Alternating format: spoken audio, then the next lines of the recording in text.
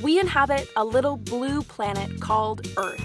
Earth is habitable because it had the right conditions and ingredients to enable life as we know it to evolve and flourish.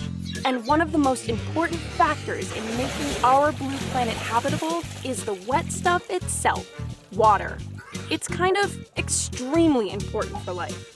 When it comes to the search for habitable exoplanets, planets outside our solar system, we think the ability to have liquid water on a planet's surface is just as important for those worlds. There's a handy concept astronomers use to help them figure out where to look around any given star for exoplanets that just might have the right stuff for life. It's called the habitable zone. It's the distance from a star where a rocky planet with an atmosphere could have liquid water on its surface. In our solar system, the habitable zone extends from around the orbit of Venus to around the orbit of Mars. Earth happens to be nice and comfy in the middle. But it takes more than just a good location. Orbiting in the habitable zone does not guarantee a planet will be habitable.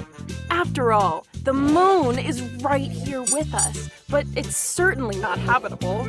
Sorry, moon.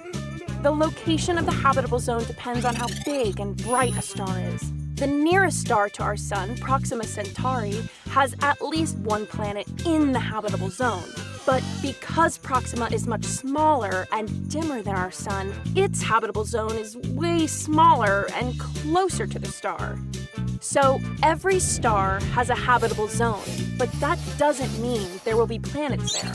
For example, the star known as Kepler-90 is similar to our sun, and it too has 8 planets. But they're all huddled super close to the star, well inside of the habitable zone. But the longer we look, the more likely it becomes that one day we'll find another little blue, water-covered planet right in its own comfy habitable zone. And that would be a planet worth a closer look indeed.